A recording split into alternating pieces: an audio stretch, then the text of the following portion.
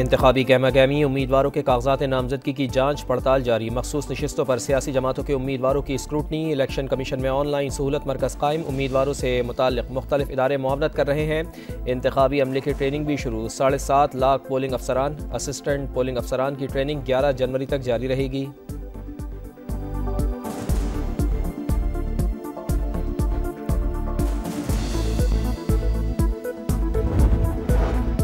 PTI से ताल्लुकात बरकरार, वो हमें वोट डालेंगे। यानी 56 और 57 से कलम दवा जीतेगी। शेख रशीद को यकीन।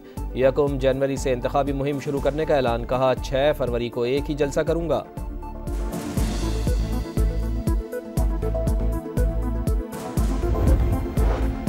रावलपिंडी के इलाके धमियाल में गैस पाइपलाइन में धमाका। आग ने ऑयल लाइन और घर को लपेट में ले लिया। शोलों पर काबू पाने के लिए इमदादी कार्रवाइयां जारी। आग लगने की वजूहात का ताहाल इल्म न हो सका।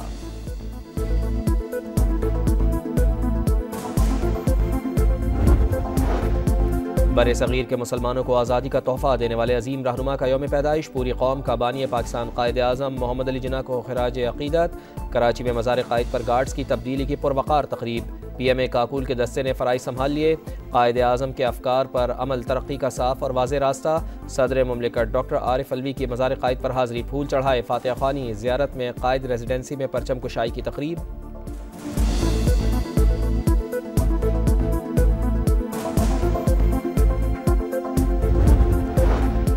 इसराइली फ़ौज ने सफाकियत की तमाम हदें पार कर डाली। गज़ा के मगाज़ी कैंप में फ़लस्तीनियों का कत्लेआम। फ़िज़ाई हमले में 70 फ़लस्तीनी शहीद हो गए।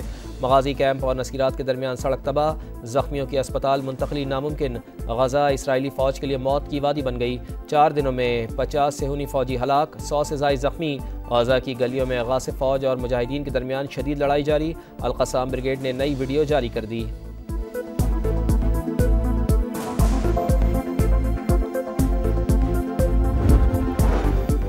सेहूनी फ़ौज ने क्रिसमस के तक़द्दुस का भी ख्याल नहीं किया। बैतुल्लहम पर शोले बरसा दिए। पोप फ्रांसिस का शदीद रद्दअमल। कहा अमन के शहज़ादे को आज भी जाए पनाह नहीं मिली। हमारे दिल बैतुल्लहम में हैं, जहाँ जंग के हामियों ने अमन को मुस्तरद कर दिया।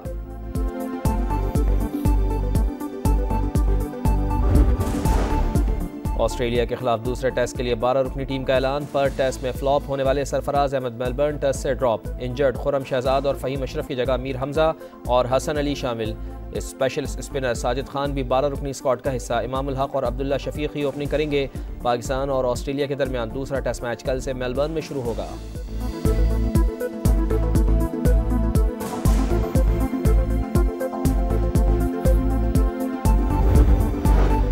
और पाकिस्तान समेत दुनिया भर में क्रिसमस के रंग। गिरजाघरों में खुसूसी इबादत, चेहरों पर खुशियाँ ही खुशियाँ। शहर शहर रोशनियाँ और सजावट।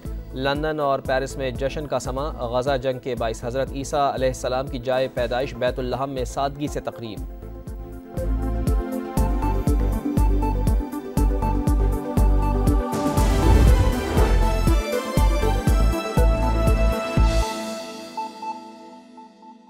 नवाब शैल ये चलते हैं आपको, जहां बिलावल भुट्टो जरदारी खिताब कर रहे हैं। आप इस मुल्क के, पाकिस्तान के असल चेहरा हमारा बख्तावर कैडेट कॉलेज के स्टूडेंट्स हैं। आप ही ने इस मुल्क को आगे लेके चलना है। जो भी आप टीवी पे हमारे जो पुराने सियासतदान हैं उनको देखते रहते हैं, वो तो पाकिस्तान का माजी है। आप पाकिस्तान के मुस्तकबिल हो, हम पाकिस्तान के मुस्तकबिल।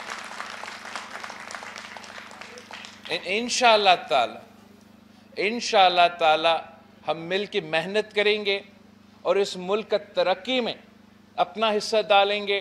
उम्मीद है कि यहाँ जो मेरे सामने तमाम कैडेट्स खड़े हैं वो भी पाकिस्तान की तरक्की में, इस मुल्क की तरक्की में अपना भरपूर हिस्सा डालेंगे। जैसे आप सबको मालूम है, हमारा मुल्क इस वक्त एक मुश्किल से काफ़ी मसाइल का मुकाबला हम कर रहे हैं। तो मैं चाह रहा था कि एक दो जो हमारे सबसे अहम मसाइल है उनके बारे में मैं आपसे ज़रा बात करूं। अपना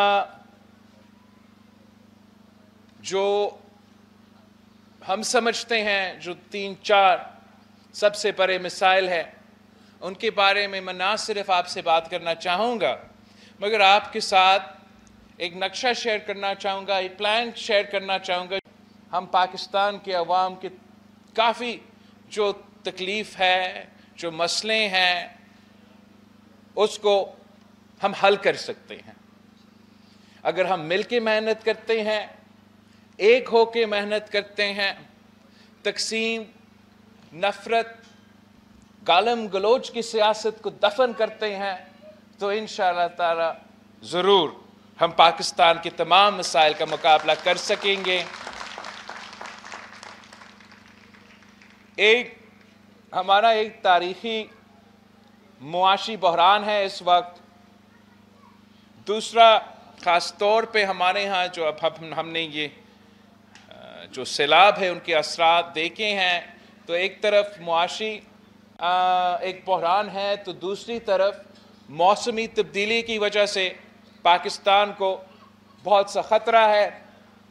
तीसरी जो एक बहुत अहम इशू है वो हमारा पॉपुलेशन एक्सप्लोजन्स है, हमारा डेमोग्राफिक्स है, जो साबिक हमारा पॉपुलेशन की वज़ीर यहाँ बैठी है, वो मुझसे बेहतर बता सकेगी। अब मसाइल तो बहुत ज़्यादा है मगर इन तमाम मसाइल का हल भी मौजूद है। जहाँ तक मुआशी सूरत हाल है, तारीख़ी महंगाई, तारीख़ी बेरोज़गारी, तारीख़ी गुर्बत का मुकाबला हमने करना है। अगर हमने इस मुल्क को इस मुआशी बहरान से निकालना है तो कायदे अवाम शहीद जुल्फ़िकार अली भुट्टो ने हमें एक नज़रिया दिया, मंशूर दी, एक सोच थी रोटी कपड़ा और मकान का। और मेरा ख़्याल में पाकिस्तान की तारीख़ में जितना आज रोटी कपड़ा और मकान की ज़रूरत है, शायद माजी में उतना ज़रूरत नहीं था। मुआशी सूरत हाल कुछ ऐसा है कि अगर आप 10 साल पहले कंपेयर करें तो एक एवरेज जो ख़ानदान है जिसका ड्यूअल अर्निंग्स हैं, उस ख़ानदान के 2 फ़र्द रोज़गार कर रहे हैं, कमा रहे हैं, तो 10 साल पहले 35,000 रुपीज़ अगर उनका तनख्वाह था, दोनों का तनख्वाह 35,000 रुपीज़ था, तो उसी तनख्वाह में गुजारा होता था। बच्चों का तालीम का बंदोबस्त किया जाता था, जो राशन है, जो खाने पीने का सामान है, अच्छा क्वालिटी का उसी में दोनों सैलरीज में लिया जा सकता था। आपका बिल्स भी पे हो सकते थे और कुछ सेविंग्स रहा करते थे कि आप उस सेविंग्स को या रिक्रिएशन के लिए या अगर हमारे बुजुर्ग बीमार हो जाते थे तो उनके इलाज के लिए उतना ही में वो सब पूरा हो जाता था, गुजारा हो जाता था। अब आज के हालात में, आज की मुआशी सूरत हाल में उसी ख़ानदान को डबल अर्निंग्स करना पड़ता। मतलब द 2 इंडिविजुअल्स जिनका रोज़गार है, उनका इनकम अगर 70,000 75,000 पे पहुंच जाता तो फिर वो शायद वो तमाम ज़रूरियात पूरा कर सकते जो एक ज़माने में 35,000 रुपीज़ का ड्यूअल अर्निंग से होता।